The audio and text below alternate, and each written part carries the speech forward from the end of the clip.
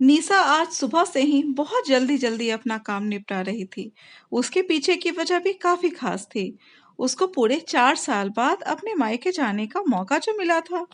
काम करते वक़्त वो काफ़ी रिलैक्स थी, क्योंकि सासू माँ ने उससे कहा था कि कुछ दिनों तक रानी, जो कि उसकी ननद थी, नहीं आने वाली है। उसकी यह एक ननद 200 के बराबर थी। निशा शादी करके जब घर आई थी, तब रानी को अपनी बहन की तरह प्यार करती थी। क्योंकि उसे खुद की कोई बहन नहीं थी। लेकिन कुछ ही दिनों में ही उसे पता चल गया था कि उसकी ननद किसी जेलर से कम नहीं है। हालांकि रानी की शादी हो चुकी थी, लेकिन उसे अपने ससुराल वालों की किसी भी प्रकार की चिंता नहीं थी।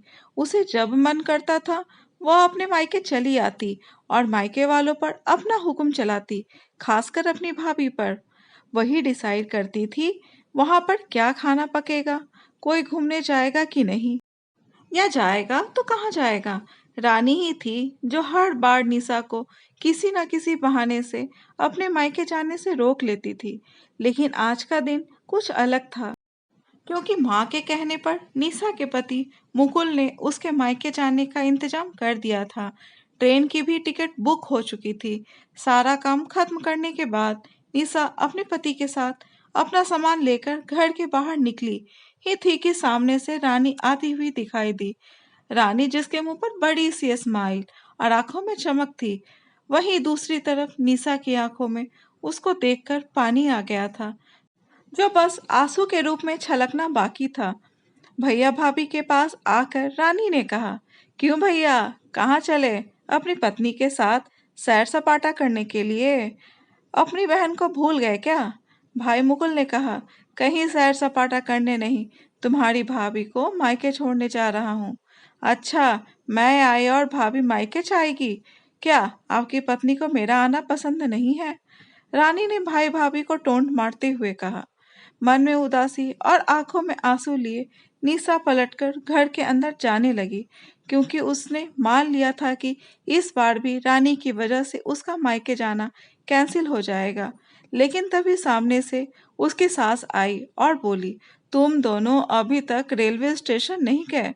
क्या गाड़ी के पीछे दौड़ते हुए जाओगे? रानी बीच में टपकते हुए बोली, यह क्या कह रही हो माँ? मैं आई हूँ और आप भाभी को मायके भेज रही हो?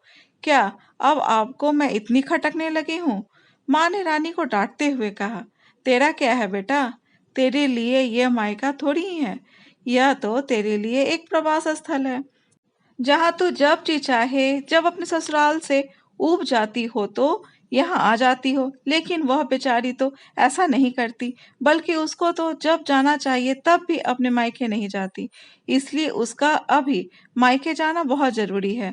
मैं तेरे या मेरे या किसी और की वजह से इसका इस बार मायके जाना बिल्कुल पोस्टपोन नहीं होने दूंगी। पहले यह बता, तू तो कुछ दिनों के लिए नहीं आने वाली थी ना, फिर कैसे आ गई? मैंने तो ऐसे ही कह दिया था।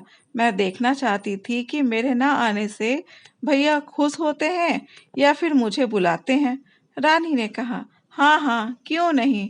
कोई बुलाए या ना बुलाए, पर्यटन स्थल पर तो हर कोई जा सकता है। अब की बार मेरी बहू को उसके पर्यटन स्थल पर, यानी कि उसके मायके जाने दे। बेचारी ने सिर्फ अपने भाई की शादी देखी है और अब तो उसके भाई को बच्चा भी हो गया है। उसका मुंह तक नहीं देखा उसने। उसे भी अपने हिस्से का सुख भोगने दे। माँ ने रानी को फटकारते हुए और उमा की साइड लेते हुए कहा। अपनी सास के मुंह से अपने लिए ऐसे शब्द सुनकर निशा की आंखें छलक गईं। उसने अपनी सास को गले से लगा लिया। सास ने कहा, बहुत हो गया प्यार, जल्दी जाओ, वरना ट्रेन छूट जाएगी। अपनी माँ का बदला हुआ रूप देखकर रानी बहुत हैरान थी। उसे यकीन नहीं हो रहा था कि यह वही माँ है जो उसका हर कहा मानती थी और हमेशा उसका पक्ष लेती थी, चाहे बहू सही हो या गलत। वही माँ अपने मन में अपनी छोटी बहन का धन्यवाद दे रही थी, जो कुछ दिनों पहले उसके घर आई थी और कुछ दिन रही थी और जाते जाते उसकी आंखें खोल गई थी।